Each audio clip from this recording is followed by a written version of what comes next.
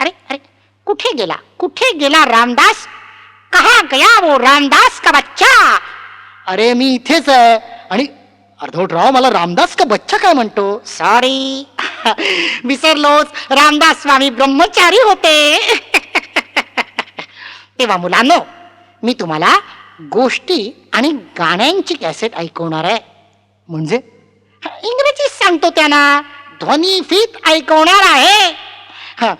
बरं का, आमच्या वेळी गोष्टी असत तेव्हा गाणी नसत, गाणी असत तेव्हा गोष्टी नसत, आणि मुले फसत तेव्हा मोठी माणसे हसत. हसू नकोस. म्हणूनच हसत खेळत गाणी आणि गोष्टी सांगणारी भारतातली पहिली मुलांची कॅसेट बहुधा. गाणं ऐकूया.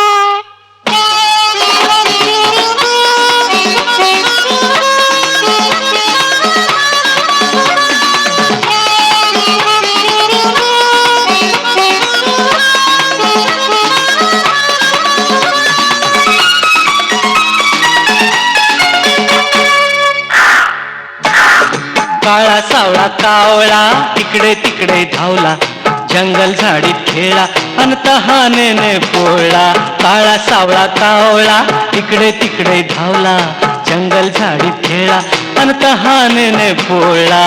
काळा सावळा कावळा इकडे तिकडे धावला.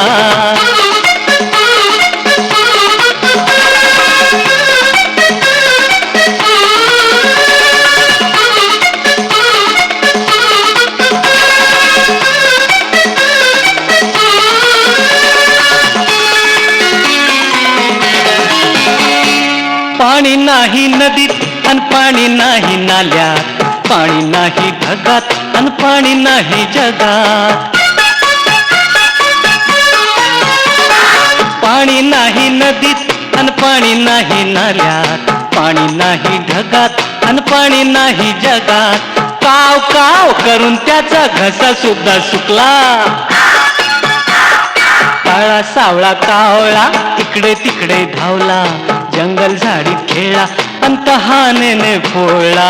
काळा सावळा कावळा इकडे तिकडे धावला.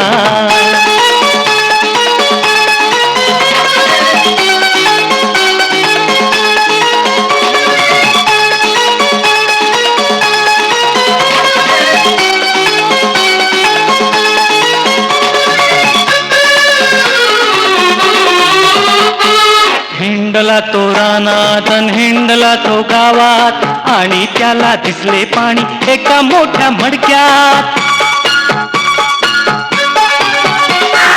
हिंडला तो रानात अन हिंडला तो गावात, आणि त्याला दिसले पाणी एका मोठ्या मडक्यात. पिऊन टाकू पाणी म्हणून मनात थोडा हसला. काळा सावळा कावळा इकडे तिकडे धावला, जंगल झाडीत खेळला अन तहानेने पोळला. काळा सावळा कावळा इकडे तिकडे धावला.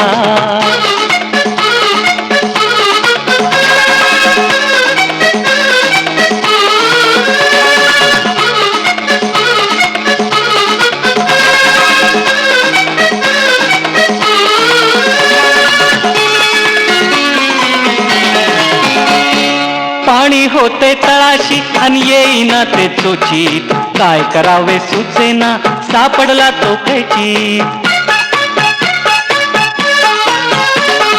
पाणी होते तळाशी आणि येईना ते चोचीत, काय करावे सुचेना सापडला तो कैचीत. विचार केला काहीसा अन सुचून काही हसला.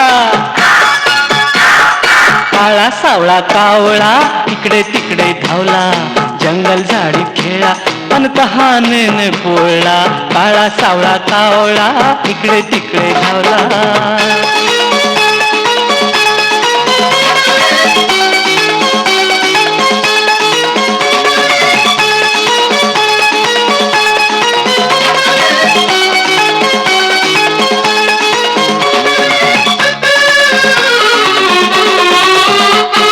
छोटे मोठे दगड गोटे जवळ होते पडले, चोची मधुनी आणून त्याने मडक्यामध्ये टाकले.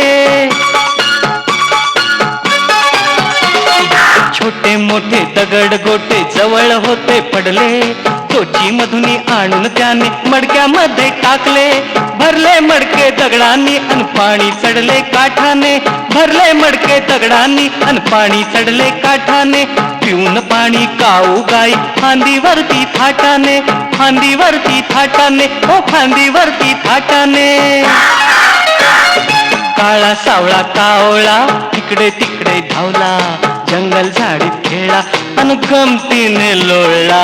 काळा सावळा कावळा इकडे तिकडे धावला. गाणं ऐकलत ना?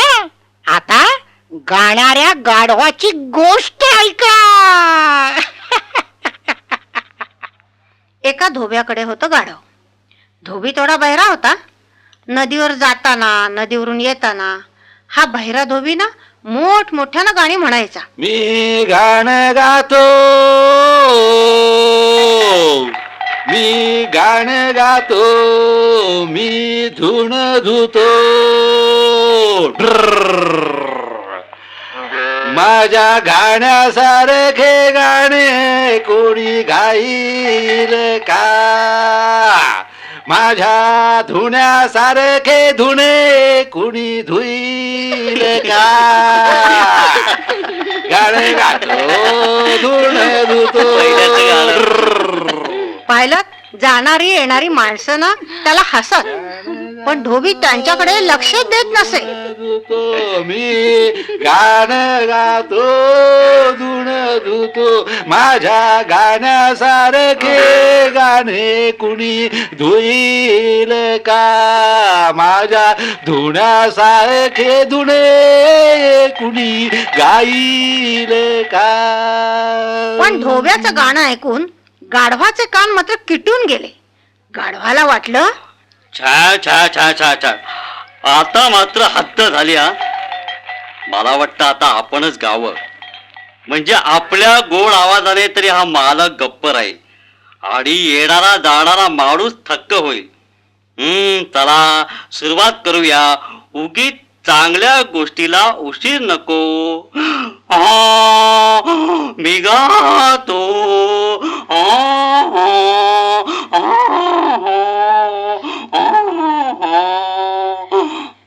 या असल्या खिंकाळण्यानं त्या बहिऱ्या धोब्याचं डोकं दुखायला लागलं. धोबी चिडला आणि म्हणाला, अरे मूर्ख गाढवा का?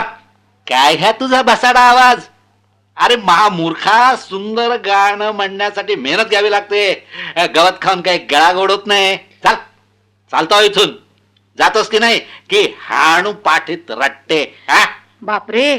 धोब्याचे हे रागाचे शब्द ऐकतात गाढव धावतच जंगलात गेलं आणि समोर तिथे त्याला हिरवेगार गवत दिसलं. त्याच्या तोंडाला ना अगदी पाणीच सुटलं. पण इतक्यात त्याला मालकाचे शब्द आठवले. गवत खाऊन काय गळा गोड होत नाही. मग आता काय खावं अशा विचारात ते पडलं. इतक्यात गुई गुई गुई गुई, हा एक टोळ तिथं आला. गाढव म्हणाल, काय हे गोड गुणगुणणं, किती सुंदर आवाज. वा वा वा वा वा. गावं तर अगदी असं. हे महान गायका, तुम्ही किती छान गाता हो. तुमच्या गोड गळ्यावर मी खुश आहे. गुई गुई, थँक्यू. गुई गुई गुई, धन्यवाद धन्यवाद. माझ्या आवाजातला गोडवा तुम्हाला कळला तर. अहो म्हणजे काय, आपणच तर खरे कलाकार आहात. हे गान भास्कर टोळ महाराज, मला कृपा करून एवढंच सांगा की गुई गुई, बोल बोल शिष्या. नाही म्हणजे तुम्ही रोज काय खाता ज्यामुळे तुमचा आवाज इतका कर्णमधुर झालाय? गुई गुई, तुला म्हणून सांगतो, नीट कान उभे करून ऐक. आम्ही खात तर काहीच नाही. गुई गुई, आम्ही फक्त पानांवर पडलेले दवाचे थेंब पितो. गुई गुई, हे आमच्या गोड गळ्याचं गुपित कुणाला सांगायचं नाही बरं. गुई गुई गुई गुई. वा वा वा वा, छान छान. जगातली महान गोष्ट आता मला समजली. आजपासून हे गवत खाणं बंद. आता फक्त फक्त पानावरचे दवाचे थेंब प्यायचे आणि गोड गाणं म्हणून सगळ्यांना थक्क करायचं. गान भास्कर टोळ महाराजांचा विजय असो. ही हा मालक ऐका, आता मी दव पिणार, गोड गाणं गाणा.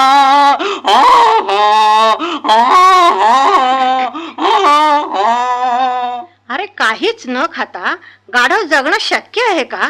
नुसते दवाचे थेंब पिऊन गाढवाचा आवाज गोड तर झाला नाहीच, पण ते रोड होऊ लागलं आणि काही दिवसातच गोड गाणं न म्हणताच भुकेनं कासावी सून बिचारा मरण पावलं. टोळानं मेलेल्या गाढवाला पाहिलं आणि दुःखानं गुई गुई चुई चुई असं टोळ चुकचुकला.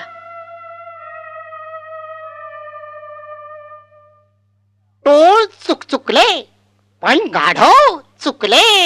वा अर्धवटराव, म्हणजे तुला अगदी बरोबर कळलं. कळणारच, माझं नावच अर्धवटराव आहे. पण मासे पण छान गातात. हा, काय सांगतोस काय? ते तर पाण्यावर पडलेलं दव पितात आणि गाताना म्हणतात, काय म्हणतात? पी पाणी, पी पाणी, पी पाणी, पी पाणी, पी पाणी, पी पाणी, पी पाणी. ए, अरे नुसत्या पिपाण्या वाजवण्यापेक्षा जरा गप्प बस. अरे तू गोष्टी ऐकायला आलायस की गडबड करायला?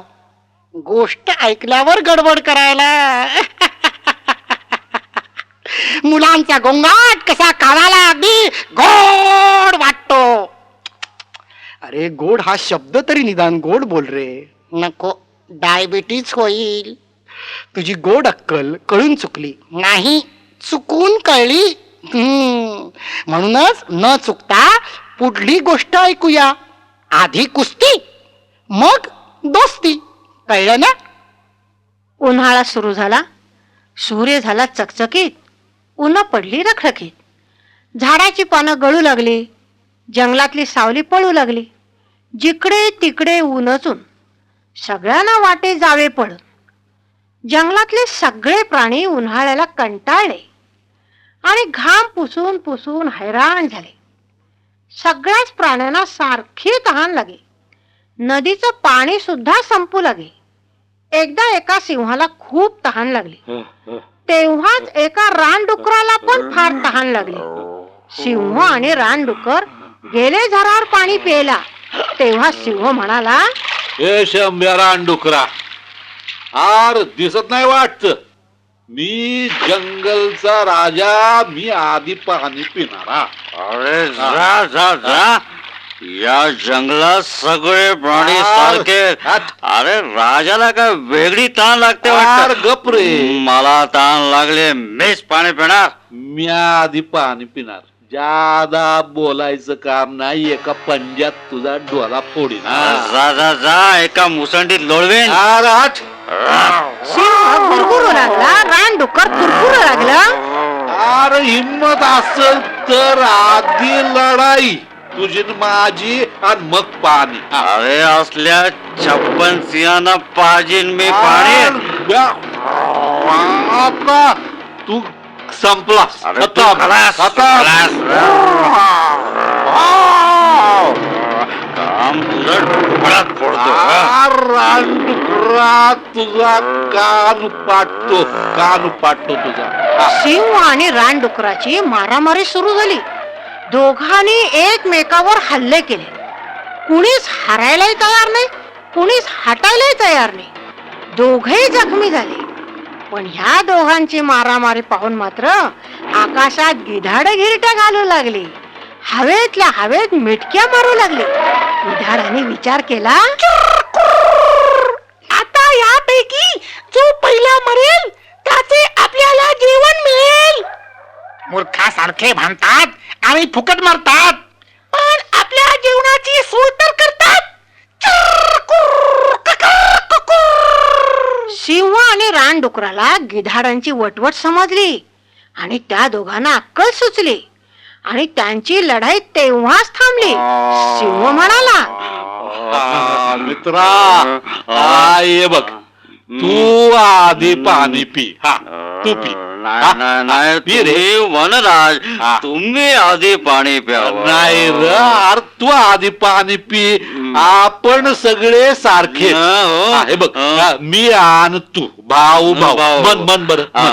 मी आणि तू भाऊ भाऊ आपण एकदमच पाणी पिऊ. वा वा एकदम गट्टी जमले. सिंह आणि रानडुक्कर एकत्रच पाणी पिले. एकमेकांच्या जखमा पुसून आपापल्या घरी परत गेले. ह्या दोघांची दोस्ती झाली म्हणून गिधाडे उपाशी राहिली आणि आली तशी निघून गेली. ए अर्धवटराव अरे जरा अरे तुझं लक्ष कुठे आहे रे अर्धवटराव गोष्टीचं सार कळलं ना?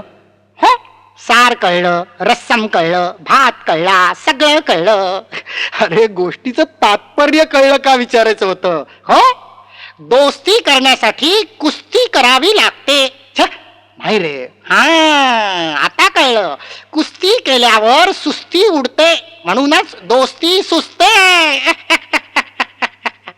अरे अर्धवटराव प्रत्येक वेळी कोटी केलीच पाहिजे का? ते अशक्य कोटीतलं आहे. मग कोट्या कशाला करतोस? कोट्याधीश म्हणावं म्हणून. अहो कोटी शेठ पुढली गोष्ट ऐका. गोष्ट नाही गाणं ऐका. कबूतर आणि मुंगी.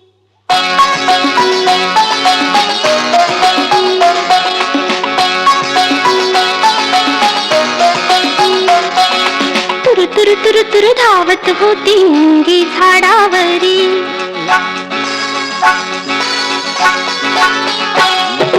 तुरु तुरु तुरु तुरु धावत होती मुंगी झाडावरी. पाय घसरली पडली खाली झुळझुळ पाण्यावरी. तुरु तुरु तुरु तुरु धावत होती मुंगी झाडावरी. तुरु तुरु तुरु तुरु धावत होती मुंगी झाडावरी.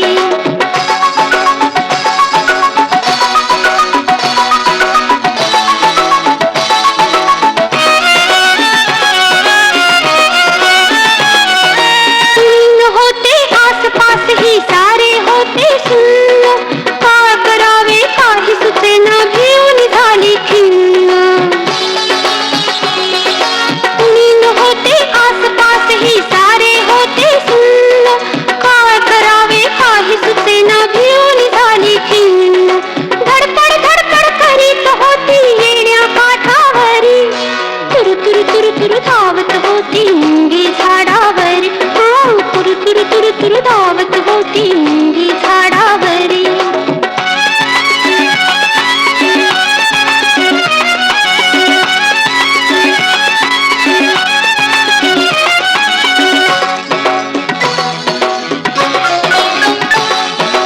झाडावरल्या कबुतराने धडपडणे पाहिले.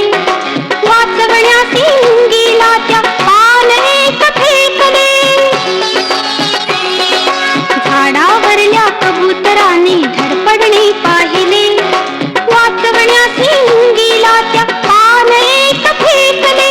पानाचा आधार घेऊन आली काठावरी. तुरु तुरु तुरु तुरु धावत होती मुंगी झाडावरी. तुरु तुरु तुरु तुरु धावत होती मुंगी झाडावरी.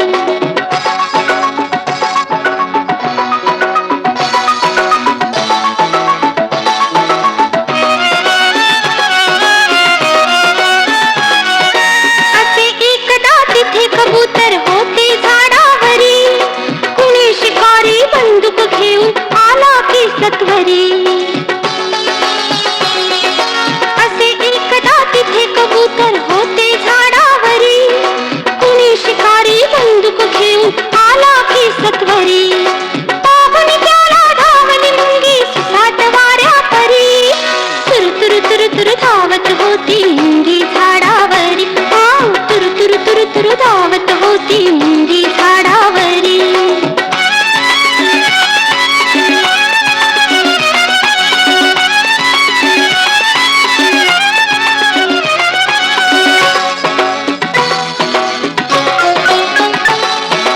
ओढणार तो चाप आणखी सुटायाची गोळी.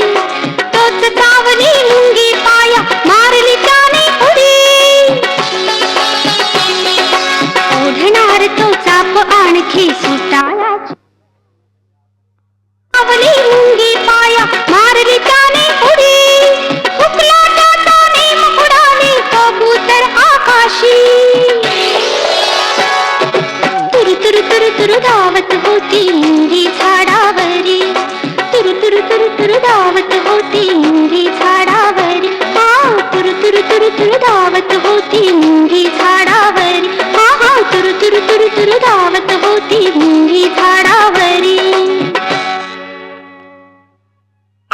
ऐका.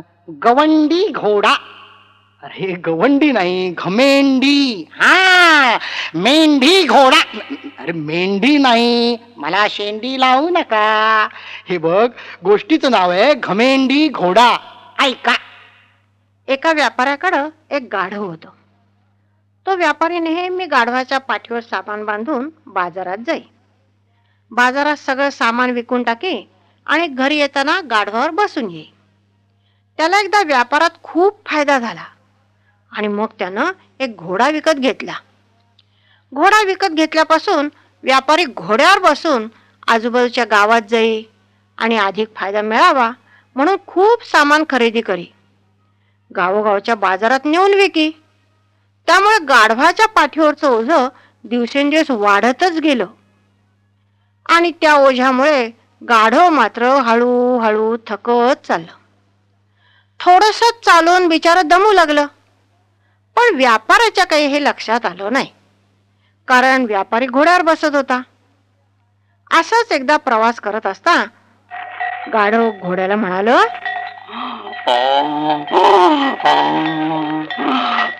अहो घोडे भाऊ, हे प्रचंड सामान पाठीवर नेऊन नेऊन मी पुरता दमलोय, अगदी चिक्कार थकलोय हो. हा कमालच आहे. असं रे काय म्हणतोस? अरे इतकी ओझी वाहून वाहून बाजारात गेल्यावर माझ्या नशिबी काय तर उकिरडे फुंका. तुला मात्र ओला हिरवा चारा. मग बरोबरच आहे. अरे माझ्यावर मालक बसतो, मालक. ओझी व्हायला काही अक्कल लागत नाही म्हटलं. नाही, तू म्हणतोस ते खरंय, हं. पण आता मी इतका थकलोय की यापुढं एक पाऊल टाकणंही मला शक्य नाही. त्याला मी काय करणार रे? तू ओझी व्हायलीच पाहिजेस. उगाच कामचुकारपणा करू नकोस फालतू.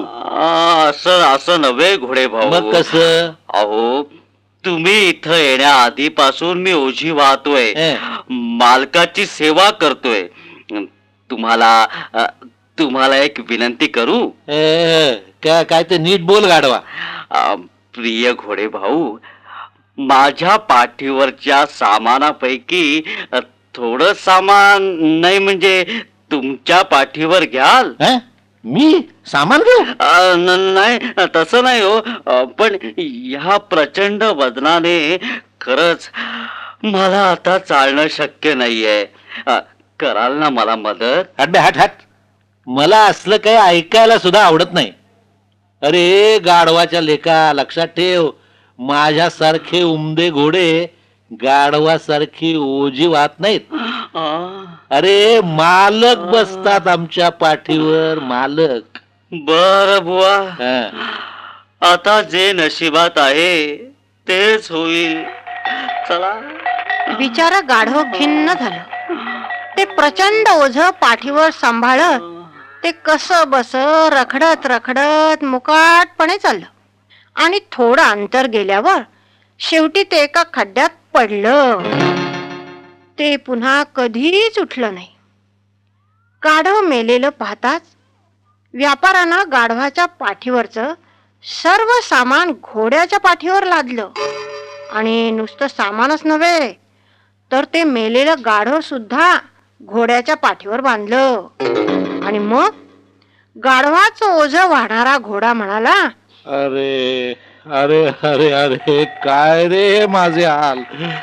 मी जर गाढव भाऊचं ऐकलं असतं तर बरं झालं असतं. माझी घमेंड मला नडली. हो. आणि मुलांनो, घोड्याला अद्दल घडली. अरे वा, तुला कळली वाटतं गोष्ट. हो तर खरे समजलात काय तुम्ही मला? हा, मी गाढव आहे, गाढव. काय गाढव? म्हणजे गोष्टीतल्या गाढवासारखा हुशार गाढव. असं मला सांग, समजा घोड्यानं थोडं सामान घेतलं असतं तर काय त्या घोड्याला सुद्धा मी गाढव म्हटलं असतं. हे काय? गाढवासारखं हसलो. तेव्हा घोड्यांनो सॉरी मुलांनो सॉरी हरणांनो पुढली गोष्ट ऐका. हरणाची गोष्ट. एकदा काही शिकारी एका हरणाचा पाठलाग करत होते. हरिण चौखोर उधळलं होतं. जीव घेऊन धावत होतं. वेडं वाकडं पळत होतं. शिकाऱ्यांना काही नेम धरता येईना, हरणाला मारता येईना. ते हरणा पाठोपाठ धाव धाव धावत होते. हरिण पळ पळ पळत होते. शिकारी आणि हरिण आता दोघेही दमले होते, तरीही धावत होते. शिकारी मारण्यासाठी तर हरिण जीव वाचवण्यासाठी. पण हरणाने चटकन पारध्यांना चकवले. एका वळणानंतर ते अचानक दिसेनासे झाले. एका द्राक्षाच्या मोठ्या वेलामागे हरिण पटकन लपले. शिकाऱ्यांना तर हे अजिबात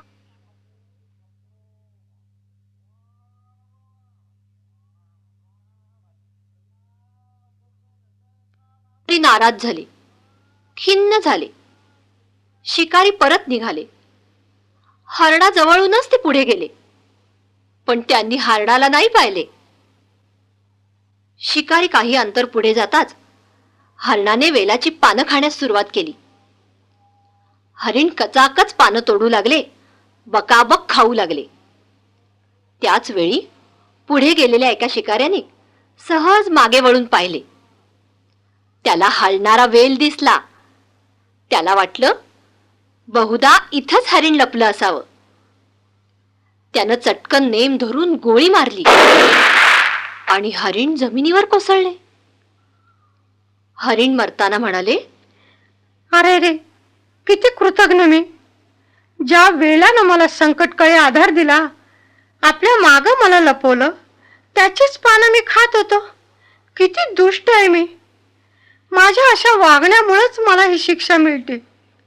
पानं खाल्ल्यामुळे गोळी खावी लागली असं नव्हे, त्याचं चुकलंच. मग तू काय केलं असतंस? मी पानं खाल्लीच नसती. शाबास, मी द्राक्षे खाल्ली असती. हे बघ बघ बघ, माझं ऐकून घे. आ, अरे माझी बाजू तर ऐकून घे. बाजू नाही, मला कॅसेटची दुसरी बाजू ऐकायची आहे. बाजू लावा मुलांनो, दुसरी बाजू लावा. मुलांनो, या बाजूला आलात ना, आता माझ्या बाजूला बसून वैद्य बेडूक ही गोष्ट ऐका. बेडूकराव तळ्यातील चिखलात राही. एकदा त्याला चिखलात पडलेली एक बाटली मिळाली, ती पण चिखलानं भरलेली. त्यानं विचार केला, बरे झाले बरे झाले, आता ही बाटली मिळालीच आहे. आता आपण वैद्य होऊ, वैद्य. सगळ्या पशूंना फसवू. मी चिखलात राहतो म्हणून मला पाहता सारे नाक मुरडतात. बच्चनजी, आज त्यांची बरोबर जिरवतो. औषध म्हणून त्यांना चिखलाचा लेप लावतो. त्यांच्या अंगावर डोक्यावर चिखल फासतो. Drive drive. बेडकाचा विचार नक्की झाला. बेडूक तळ्याच्या काठावर बसला आणि जोर जोरात ओरडू लागला, डराव डराव डराव डराव डराव डराव डराव डराव. लवकर करा, धावा धाव. सर्व रोगावर एक उपाय, लंगड्याला पण फुटतील पाय. डराव डराव डराव डराव. औषध लावा चुळून चुळून, रोग जातील लांब पळून. औषध मिळताच खुश व्हाल, उशीर झाला तर रडत बसाल. डराव डराव डराव डराव. अहो पशु पक्षी भाऊराव, लवकर करा धावा धाव. लवकर करा धावा धाव. भाऊराव, लवकर करा धावा धाव. संध्याकाळची वेळ होती. अजून अंधार पडला नव्हता, पण पशु पक्षी प्राणी तळ्यावर पाण्याला येत होते. बेडकाची वटवट ऐकून सगळेजण हळूहळू बेडकाभोवती जमले. तसे सगळेजण धडधाकट होते, पण त्यातील काहींना उगीच असं वाटायला लागलं की काहीतरी आपल्याला होतंय बुवा. त्यात कोल्हा पण होता. कोल्हा म्हणाला, नमस्कार वैद्यराज. नमस्कार नमस्कार. नमस्कार. औषध सर्व रोगांवर आहे म्हणता. होय तर औषध सर्व रोगांवर अलबत डराव डराव डराव डराव. तुमचे पाय भिंगरे आहेत तर त्यांनाच लावा की हे औषध. हं. अहो वैद्य स्वामी, तुमची कातडी आहे बुळबुळीत आणि खडबडीत. गप गप भवानी. अहो ते औषध तुम्ही तुमच्याच अंगावर चोळा की. अगदी खसा खसा चोळा बरं का. बरे बरे बरे बरे. एवढ्या टुनटुन उड्या मारत ससा पण आला. ए बेडूक भाऊ, तुला माहित आहे का रे, तुझे डोळे आहेत गट्टाणे आणि बटबटी. तू हे खास औषध तुझ्या डोळ्यातच का नाही घालत रे? चूप. मग तुझेही डोळे होतील माझ्यासारखे लाल लाल. तेवढ्या झाडावरून कावळाही केकाटला. बेडूकराव, तुमचा आवाज इतका कर्कश की आमचे कान फिरतात. तेव्हा ते औषध तुमच्या घशात होता आणि तळास स्वस्त झोपा. काय असे सगळे पशु पक्षी माग लागतात. बेडूकराव भेळले. त्याने औषध तिथंच टाकलं आणि टणाटण उड्या मारत घर गाठलं.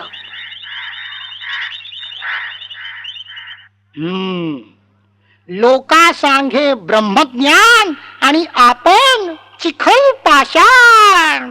अरे अर्धवटराव, आपण कोरडे पाषाण म्हण. मला माहित आहे हो, मी डोकं वापरूनच चिखल पाषाण म्हंटल. कोरडं पाषाण असलं तर डोकं नाही फुटणार बेडकाचं. अरे माझं डोकं फुटायची वेळ आली आहे बडबडीनं. मग तुम्ही गप्प बसून गाणे ऐका.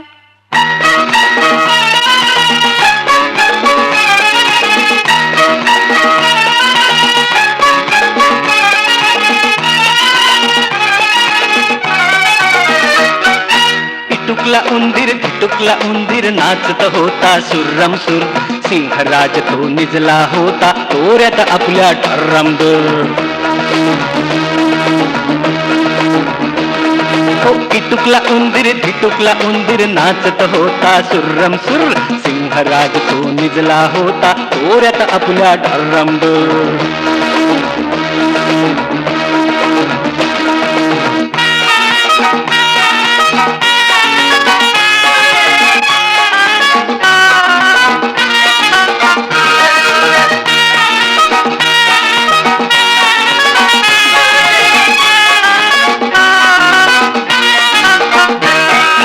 साहुल त्याला लागून सारी झोपच त्याची मोडली. हळूच पंजा मारून त्याने तंगडी त्याची ओढली. साहुल त्याला लागून सारी झोपच त्याची मोडली. हळूच पंजा मारून त्याने तंगडी त्याची ओढली. आणि म्हणाला खाऊन टाकीन आता तुला मी कुर्रम कुर्र. सिंहराज तो निजला होता तोऱ्यात आपल्या ढर्रमडुर.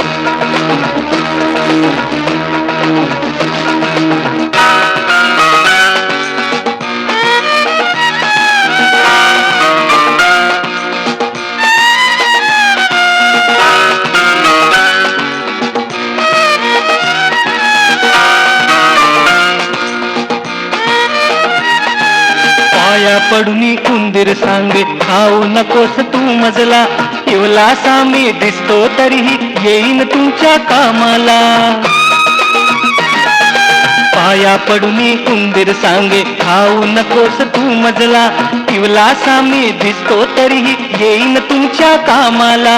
दिटाईची ती भाषा ऐकून सोडून दिदले भुर्रम भुर्र. सिंहराज तो निजला होता तोऱ्यात आपल्या ढर्रमढोर.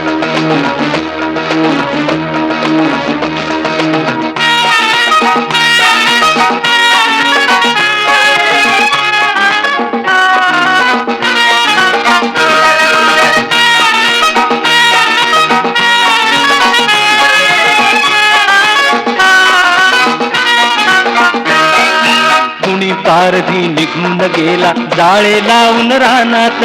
सिंहराज तो चालत होता ऐटीत आपल्या नादात. कुणी पारधी निघून गेला जाळे लावून रानात. सिंहराज तो चालत होता ऐटीत आपल्या नादात. अडकून पडता जाळ्यामध्ये ओरडू लागला कुर्रम कुर्र. सिंहराज तो फसला होता जाळ्यात अडकून पुर्रेपुर.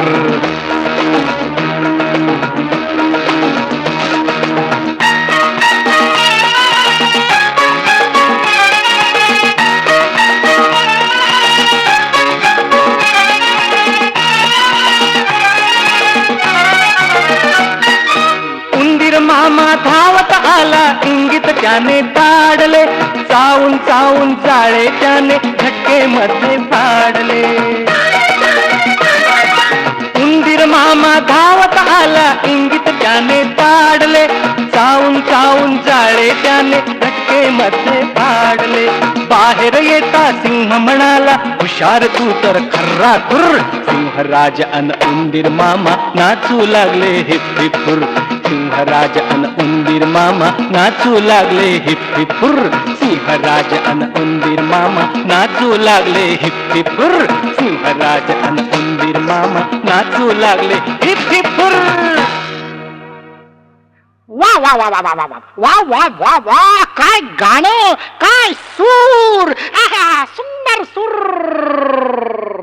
हे पुढली गोष्ट सुरू कर. गाढवाचा गैरसमज. रामदास, तुम्ही गैरसमज करून घेऊ नका, ही नम्र विनंती. एका शेतकऱ्याकडं एक कोंबडा होता आणि एक गाढवही होतं. गाढव दिवसभर ओझीवाही, नंतर भरपूर खाऊन लोळत राही आणि त्यामुळं चांगलं जाड जूड झालं होतं. कोंबडा दिवसभर छपरावर बसे, कुणी पाहुणा आला की ओरडत असे. एकदा संध्याकाळच्या वेळी गार वारा सुटला होता. पक्ष्यांचा किलबिलाट सुरू होता. अजून अंधार पडला नव्हता. त्याच वेळी जंगलातला एक सिंह फिरत फिरत गावात आला आणि त्याचं लक्ष गाढवावर गेलं. सिंहानं विचार केला, काय हे जाडजूड गाढव. 2 दिवसांची मेजवानीच ही.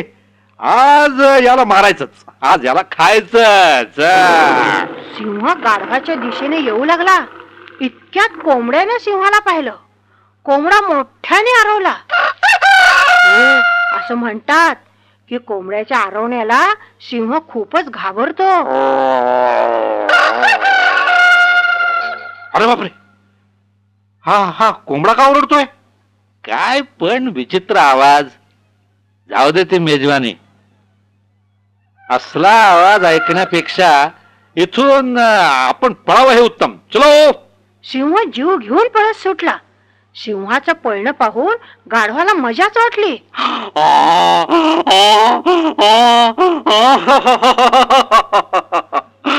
हा म्हणे वनराज मला बघून केवढा घाबरला.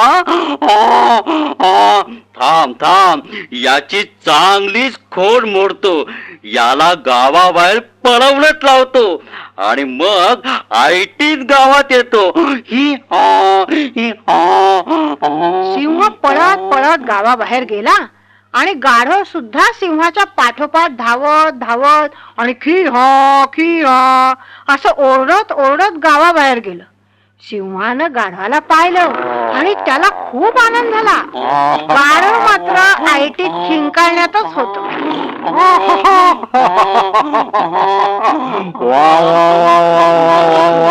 वा, हे बरं झाला. हे गाढव इथपर्यंत आलं. आता त्याला कळेल कोण आहे वनराज. एका फटक्यात बंद करतो या गाढवाचा आवाज. आणि सिंहानं एका झेपेतच गाढवाला मारलं. त्याचं रात्रीचं मस्त जेवण झालं. गाढव जर कोंबड्यासारखं ओरडलं असतं तर वनराज घाबरून पळाले असते, हो की नाही हो? अरे पण गाढव ते कोंबड्यासारखं कसं ओरडेल? का नाही? आम्ही म्हणतो का नाही, सिंह सुद्धा गाढवपणा करतोच की. अरे हे वागणं झालं, आवाज कसा काढणार? चोचीतून चोचीतून. काय?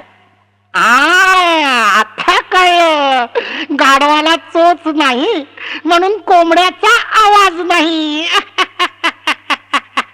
तुझं असणं बंद कर. करतो, पण तुमची करकर थांबवा आणि गोष्ट ऐका. आजारी सिंह. एका जंगलच्या राजाचीच गोष्ट सांगते हा. पण तो आहे आजारी सिंह. पण हा जंगलचा राजा सिंह तरुण होता ना, तेव्हा त्याच्यात प्रचंड ताकद होती. चौखूर उधळणाऱ्या हरणांचा पाठलाग करून एका झेपेतच तो हरणांची शिकार करी, पोटभर मांस खाई. त्या सिंहाची डरकाळी ऐकताच हत्तींची सुद्धा धावाधाव होई. या मोठ्या हत्तीला सुद्धा सिंह फाडून खाई. सगळेच प्राणी सिंहाला वचकून असत, सिंहाला लांबूनच सलाम करत. पण अशी काही वर्षे गेली आणि हा वनराज सिंह म्हातारा झाला. सिंहाला धावता येईना, पळता येईना आणि त्यामुळे त्याला शिकार पण मिळेना, म्हणून पोटभर खायलाही मिळेना. एकदा सिंह आपली आयाळ खाजवत करू लागला विचार, काय करावं म्हणजे मिळेल शिकार. सिंह आपल्या गुहेतच पडून होता आणि पडल्या पडल्या विचार करत होता. विचार करता करता सिंहानं ठरवलं, आजारी असलाच आपण ढोंग करावं. मान टाकून डोळे मिटून गुहेमध्ये पडून राहावं. जरा कोणी जवळ येताच त्याला गट्ट करावं. नको तो पाठलाग, नको धावा धाव. गुहेमध्ये बसूनच साधूया डाव. सिंह एकीकडे शेपटीनं माशा हकलवत होता, एका पायानं आया विंचरत होता. आणि इतक्यात सिंहानं गुहेबाहेर चाहूल ऐकली. हळूच त्यानं आपली मान सरळ केली, डोळे केले किलकिले आणि कान केले उभे. आणि पाहतो तर काय, गुहेबाहेर अस्वल उभे. गुहेत काहीच हालचाल दिसेना, म्हणून अस्वलानं राजाला हाक मारली. अहो अहो वनराज, काय झालं काय? असे झोपलात का? अहो तुमचा चेहरा सुद्धा किती वेगळा वाटतो. अगदी निस्तेज, डोळे सुद्धा लाल झालेत. तुमचं नाक वाहतंय वाटतं. हो, तब्येत बरी आहे ना? नाही. वनराज, आम्हाला काळजी वाटते हो. तुमची तब्येत बिघडली तर आमचं रक्षण कोण करणार? हो रे, पण काय करणार? मी असा कालपासून नाक वाहताय, डोळे चुरचुरतायत, जेवणाची शिकारीची इच्छाही नाही. मी आहे आजारी, मला नाही कुणी शेजारी. मला कोण करणार मदत? मी आता मरतो रे. तुम्हा सर्वांना सोडून जातो. काळ्या केसाळ अस्वलाला सिंहाची खूप दया आली. लबाड सिंहाची युक्ती त्याला नाही कळली, म्हणून ते बिचारा अस्वल म्हणाला, नको नको वनराज, मी मी मी तुमचा शेजारी. अरे मोठा भारी, तुम्ही असं मरू नका, आम्हाला सोडून जाऊ नका. वनराज, घाबरू नका, मी करतो मदत. मी काय करू सांगा, मी करीन परत परत. माझ्या प्रिय मित्राचा ये बरं धावत. त्या कोपऱ्यातलं जेवण जरा मला दे. त्यातलं थोडं तूही घे. मी फारच अशक्त झालोय रे. कालच चक्कर येऊन पडलो रे. अरे बापरे वनराज, हा भा मी आलो वनराज, मी आलो. बिचारा अस्वल धावत गुहेत गेलं आणि सिंहानं त्याला एका फटक्यात मारलं. सिंहानं उजवा पंजा सरसावला आणि अस्वलावर ताव मारला. आणि वर म्हणतो कसा,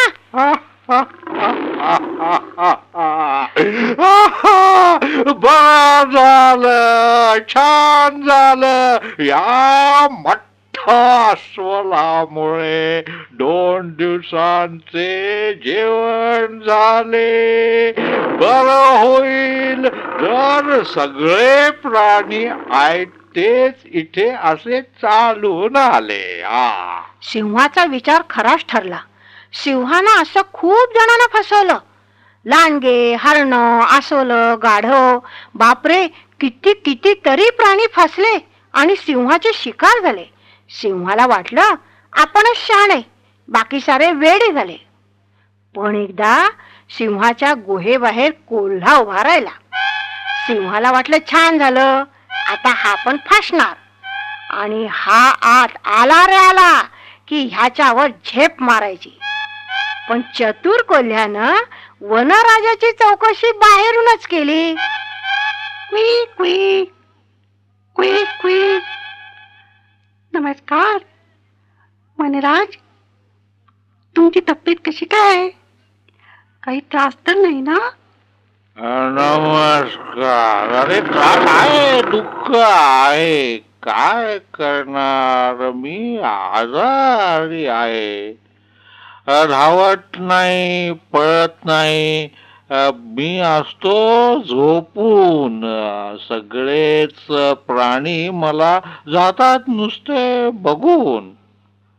कुणीच मला का बरं करत नाही मदत. तू सुद्धा मित्रा असा उभा का रे बघत? मी नाही येणार, मी नाही फसणार, इतरांसारखा मी नाही म्हणणार. अरे अरे असं काय म्हणतोस, असं वेड्यासारखं वागतोस? मी अशक्त, मी आहे आजारी, तू माझा शेजारी, मी तुला कसं मारेन रे? हे आजारी वनराजा, हा? मी जरी आहे लहान तरी आहे हुशार, म्हणून मला कळला तुझा आजार. तुझ्या गोड गोड बोलण्याला मी नाही फसणार, मी नाही तुझ्या गुहेमध्ये येणार. मित्रा, तुझा काहीतरी घोटाळा झालाय रे, घोटाळा झालाय. नाही नाही नाही नाही, अजिबात नाही. हे आजारी वनराजा, तुझ्या गुहेबाहेर मला खूप प्राण्यांच्या पावलांचे ठसे दिसत आहेत. पण पण पण काय? हे सगळे ठसे गुहेत जाणाऱ्या प्राण्यांचे आहेत. अरे काय करणार, सगळ्या प्राण्यांना माझ्या तब्येतीची काळजी. मी वनराज ना. पण सुखरूप गुहेबाहेर येणाऱ्या पावलांचे ठसे मला का नाही दिसत? वनराज, हे असं कसं? सगळे प्राणी काय आतमध्ये विश्रांती घेत आहेत? नको, मी आपला जातो, आपला जीव वाचवतो. गेला कोला गेला, आत नाही आला. त्या चतुर कोल्ह्यानं शेपटी हलवून बाहेरूनच राजाला सलाम केला आणि जिवल्या चाटणारा ढोंगी सिंह मात्र उपाशीच राहिला.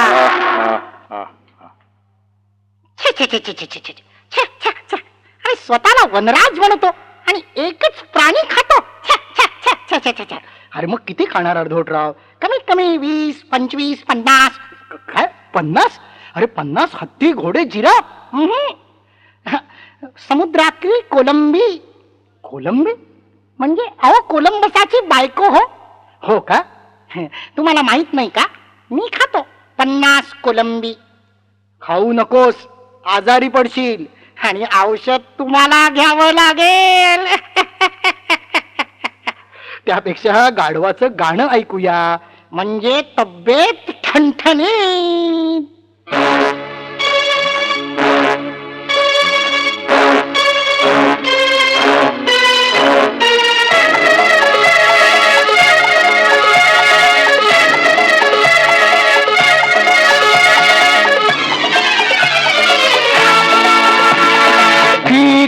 खी खा गाढव खिंकाळले, खी खा गाढव खिंकाळले.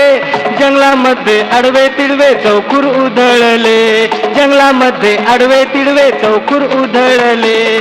खी खा गाढव खिंकाळले, खी खा गाढव खिंकाळले.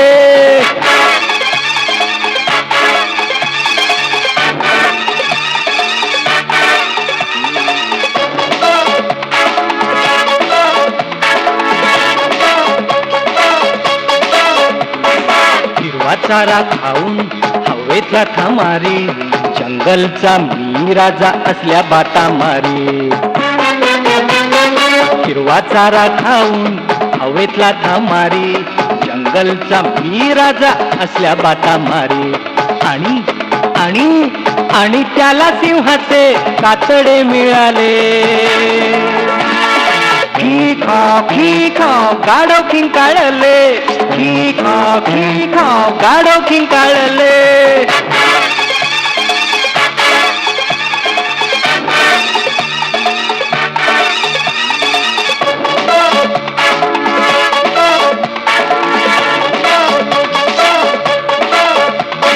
सिंहाचे कातडे त्याने घातले अंगात, ऐटी दौडत दौडत गाढव गेले गावात. सिंहाचे कातडे त्याने घातले अंगात, ऐटी दौडत दौडत गाढव गेले गावात. भला मोठा सिंह पाहून सारे किंचाळले. खी खाव गाढव किंकाळले, खी खाव गाढव किंकाळले.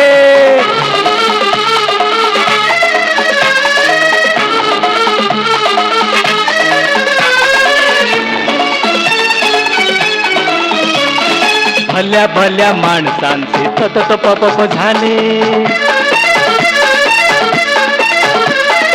घरामध्ये लपले काही झाडावर चढले. भल्या भल्या माणसांचे तत पप झाले. घरामध्ये लपले काही झाडावर चढले. गावातले कुत्रे सुद्धा भिवून पळाले. खी खाव गाढव खिंकाळले, खी खाव गाढव खिंकाळले.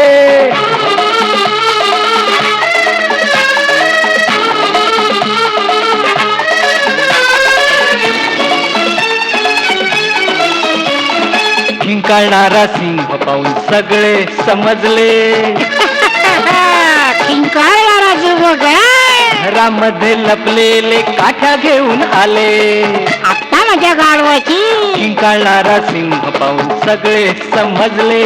घरामध्ये लपलेले काठ्या घेऊन आले. गाढवाच्या पाठीत असे रटे बसले.